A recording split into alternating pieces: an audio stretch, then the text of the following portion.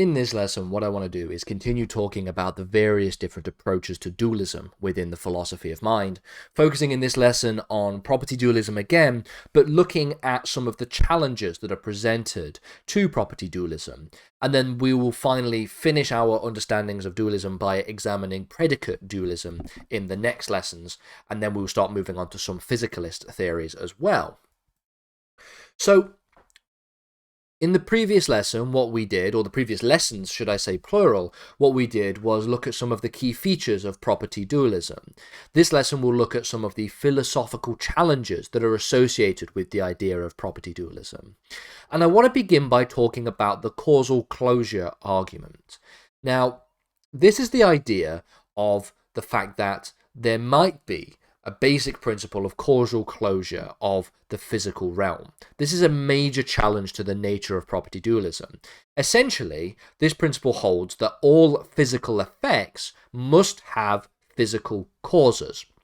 If I was to have a ball on my desk, okay, and I was to, and if the ball was to essentially roll off and then hit and land on the floor, that was an effect. The ball fell onto the floor, okay.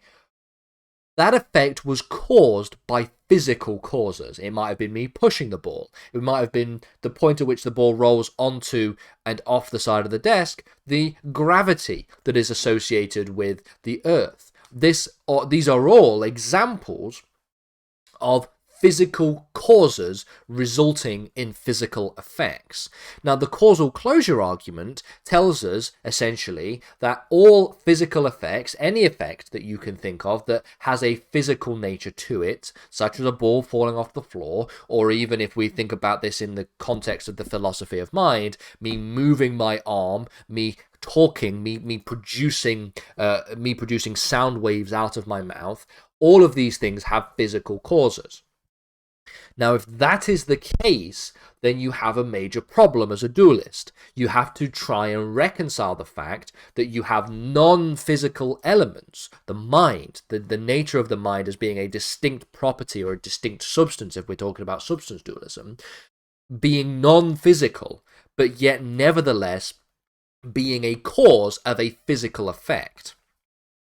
If the physical world is causally closed, as the causal closure argument suggests, then it seems that there is no room for non-physical mental properties to exert any causal influence over physical events. This raises, therefore, questions about the causal efficacy of mental properties. So, how do you even have dualism? How could you even have a non-physical substance or non-physical properties causing physical events and having physical effects if we hold true the principle of causal closure? Now, obviously, a response to this would be to suggest that causal closure is not true. There is the causal closure argument is false, that the physical world is not causally closed, that you can have physical effects that are caused by non-physical causes. That is potentially an argument that you can, that is the only argument that you can really assert in response to the causal closure argument.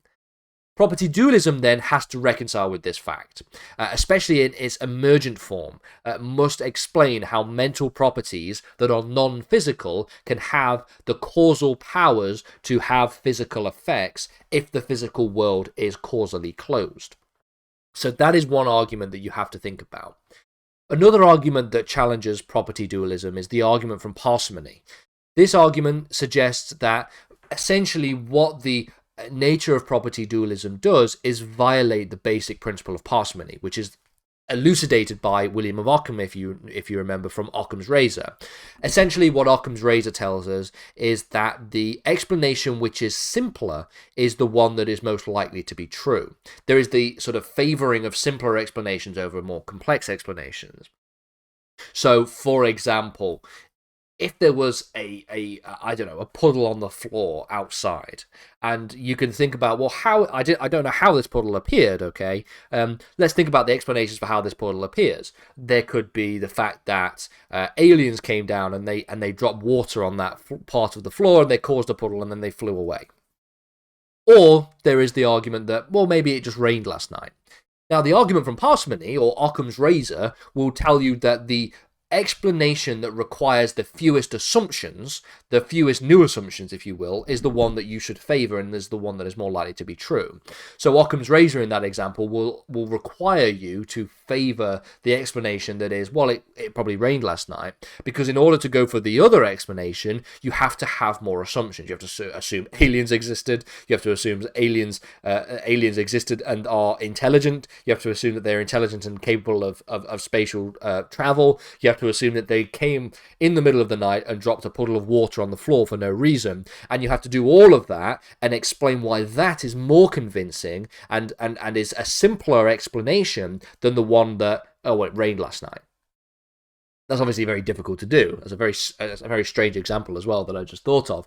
But generally speaking, that's what the argument from parsimony tells us about basic principles of logic and trying to come to good conclusions about the world and reality and how things work. So one of the things that you see here is that if physicalism is able to explain the existence of mental phenomena without the positing of any kind of additional category of non-physical properties, then it is seen as a more parsimonious theory. It is seen as a theory which is more coherent with Occam's razor. Dualists need to therefore justify, this is not just property dualists, by the way, this is any dualist, needs to justify why it is the case that mental properties, that this idea of a non-physical substance or non-physical properties should be considered irreducible if physical processes can account for behavior and cognition.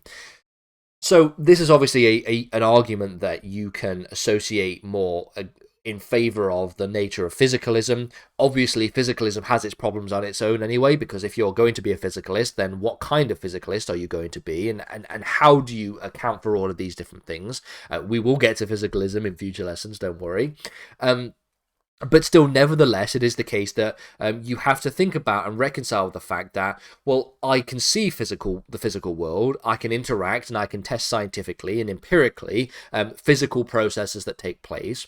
I can even today assess and empirically analyze physical processes that take place inside the brain that seems to amount to the ways in which the brain operates and the ways in which my arm moves, for example, or the way in which I experience pain, for example.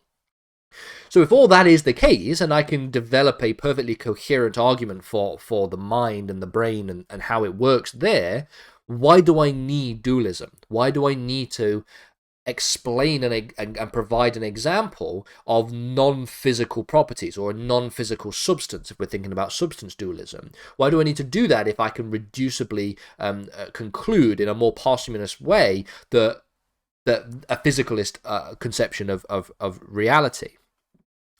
And this argument from parsimony is also linked quite nicely to a scientific challenge to property dualism, or to just dualism more generally.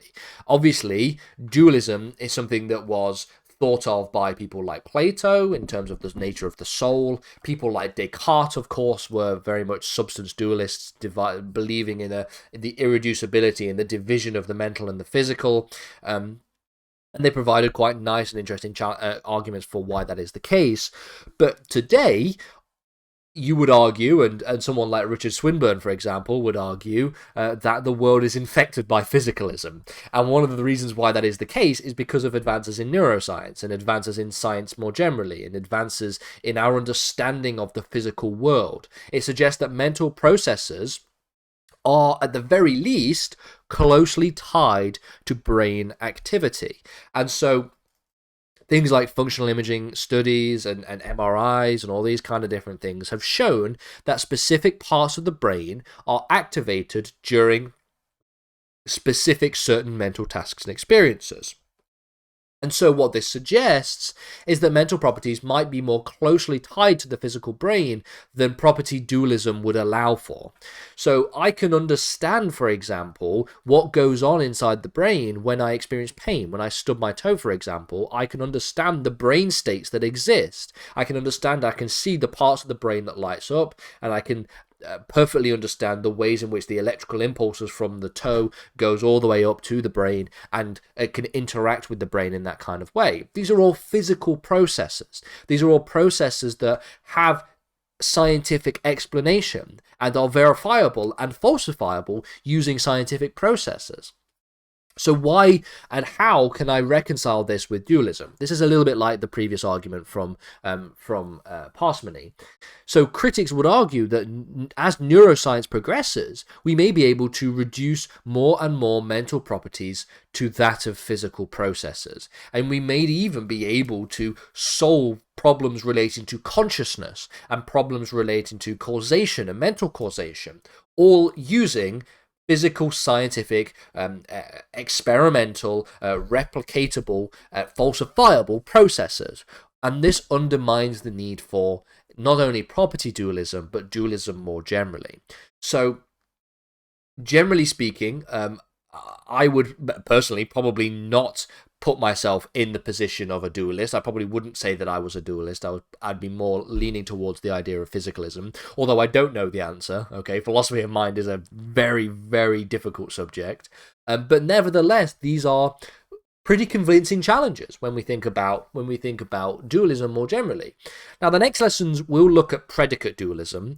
Now, bear in mind that the parsimony challenge and the scientific challenge could theoretically be also applied to the nature of predicate dualism as well, and substance dualism. So don't just switch off your ability to be convinced by dualism. Maybe predicate dualism does provide an explanation that convinces you as well. But bear in mind that these scientific challenges and the Occam's razor challenges are seemingly, at the very least, the sort of prima facie challenges to dualism that most people would reach towards when they think about how to present arguments against dualism, or at least in the alternative, arguments in favor of physicalism. So the next lessons we'll look at predicate dualism. We'll look at some of what predicate dualism does differently to the other two kinds of dualism. We'll talk about challenges to predicate dualism, and then we'll start thinking about physicalist theories, and we'll start to think about some of the other ideas relating to the nature of the mind as well in future videos.